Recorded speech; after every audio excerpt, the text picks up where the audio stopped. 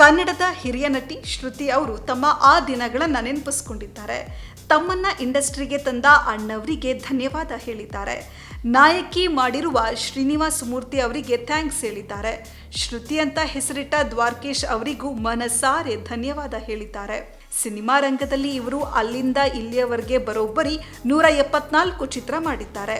ಇದೀಗ ಮದರ್ ಹೆಸರಿನ ಚಿತ್ರ ಇವರ 175ನೇ ಚಿತ್ರವಾಗಿದೆ. ಈ ಚಿತ್ರದ ಮುಹೂರ್ತದಲ್ಲಿ ಶ್ರುತಿಯವರು ತಮ್ಮನ್ನ ಬೆಳೆಸಿದ ತಂದೆ ತಾಯಿ ಸೇರಿದಂತೆ ಎಲ್ಲರನ್ನೂ ಕೂಡ ನೆನಪು ಮಾಡಿಕೊಂಡಿದ್ದಾರೆ. ಈ ಬಗ್ಗೆ ಇನ್ನಷ್ಟು ಮಾಹಿತಿ ಈ ಸ್ಟೋರಿಯಲ್ಲಿದೆ ನೋಡಿ.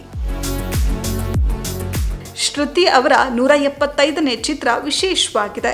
ಅಮ್ಮ ಮತ್ತು ಮಗನ ಕಥೆಯ ಚಿತ್ರವೇ ಇದಾಗಿದೆ. ಇದರಲ್ಲಿ ಶ್ರುತಿ ಅವರ ರೂಪ ಬೇರೆ ಇದೆ.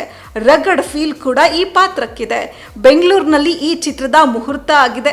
ಈ ಒಂದು ಸಂದರ್ಭದಲ್ಲಿ ನಟ ನಿರ್ಮಾಪಕ ವಿನೋದ್ ಪ್ರಭಾಕರ್ ಬಂದು ವಿಶ್ ಮಾಡಿದ್ದಾರೆ. ಅಭಿನಯ ಸರಸ್ವತಿ ಅಂತಲೂ ಕರೆದಿದ್ದಾರೆ. ಸಿನಿಮಾ ತಂಡ ಕೊಟ್ಟ ಈ ಹೆಸರನ್ನ ಇಲ್ಲಿ ಮತ್ತೆ ಹೇಳಿದ್ದಾರೆ.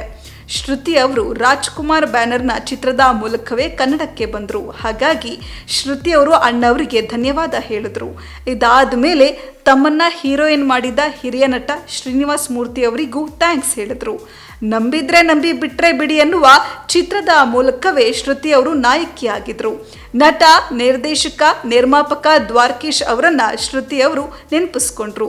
ಶ್ರುತಿ ಅಂತ ಹೆಸರು ಕೊಟ್ಟವರು, ಶ್ರುತಿ ಅಂತ ಸಿನಿಮಾ ಕೂಡ ಮಾಡಿದ್ರು. ಈ ಒಂದು ಚಿತ್ರದಿಂದಲೇ ಇಷ್ಟು ವರ್ಷ ಇಂಡಸ್ಟ್ರಿಯಲ್ಲಿ ಉಳಿಯೋಕೆ ಸಾಧ್ಯ ಆಯಿತು ಅಂತಲೂ ಶ್ರುತಿ ಅವರು ಹೇಳ್ಕೊಂಡಿದ್ದಾರೆ. ಇಂಡಸ್ಟ್ರಿಗೆ ಕರೆತರಲು ತಂದೆ ಮತ್ತು ತಾಯಿ ಅದೆಷ್ಟು ಕಷ್ಟಪಟ್ಟಿದ್ದಾರೆ ಅನ್ನೋದು ಗೊತ್ತಿದೆ. ಅವರಿಗೂ ನನ್ನ ಧನ್ಯವಾದ ಅಂತಲೇ ಶ್ರುತಿ ಅವರು ಹೇಳ್ಕೊಂಡಿದ್ದಾರೆ. ಮದರ್ ಚಿತ್ರದಲ್ಲಿ ಅಮ್ಮ ಮತ್ತು ಮಗನ ಕತೆ ಇದೆ. ಮಂಡ್ಯದ ಅನಕ್ಷರಸ್ಥ ಹೆಣ್ಣು ಮಗಳ ರಗಡ್ ರೋಲ್ ಮಾಡಿದ್ದಾರೆ. ಇಲ್ಲಿ ಅಳುವ ಮಾತೇ ಇಲ್ಲ ಬಿಡಿ, ಆ ರೀತಿನೇ ಪಾತ್ರ ಇದೆ. ಮಕ್ಕಳು ಮತ್ತು ಸಂಸಾರವನ್ನ ಸಮಾಜದ ಕಠಿಣ ಪರಿಸ್ಥಿತಿಯಲ್ಲಿ ಕಾಪಾಡಲು ಹೋರಾಡುವ ಅಮ್ಮನ ಕಥೆಯ ಚಿತ್ರ ಇದಾಗಿದೆ. ರಾಕೇಶ್ ಸೋಮಣ್ಣ ಈ ಚಿತ್ರವನ್ನ ಡೈರೆಕ್ಷನ್ ಮಾಡಿದ್ದಾರೆ. ಈ ಚಿತ್ರವನ್ನ ಒಂದೇ ಹಂತದಲ್ಲಿ ಪೂರ್ಣಗೊಳಿಸುವ ಪ್ಲಾನ್ ಇದೆ. ಹೆಚ್ಚು ಕಡಿಮೆ 35 ದಿನಗಳು ಈ ಚಿತ್ರದ ಶೂಟಿಂಗ್ ಪ್ಲಾನ್ ಆಗಿದೆ. ಮಂಡ್ಯದ ಈ ಕಥೆಯನ್ನ ಮಂಡ್ಯ ಮತ್ತು ಸುತ್ತಮುತ್ತಲಿನ ಹಳ್ಳಿಗಳಲ್ಲಿಯೇ ಚಿತ್ರೀಕರಿಸಲಾಗಿದೆ. ಶ್ರುತಿ ಅವರ ಈ 175ನೇ ಚಿತ್ರಕ್ಕೆ ಡೈರೆಕ್ಟರ್ ನಾಗತಿಹಳ್ಳಿ ಚಂದ್ರಶೇಖರ್ ಅವರು ಕ್ಲಾಪ್ ಮಾಡಿದ್ದಾರೆ. ಇಡೀ ತಂಡಕ್ಕೆ ವಿಶ್ ಮಾಡಿದ್ದಾರೆ. ಗೆಸ್ಟ್ ಆಗಿ ಬಂದ ವಿನೋದ್ ಪ್ರಭಾಕರ್ ಇಡೀ ತಂಡಕ್ಕೆ ಶುಭ ಕೋರಿದ್ದಾರೆ ಅಂತ ಹೇಳ್ಬೋದು.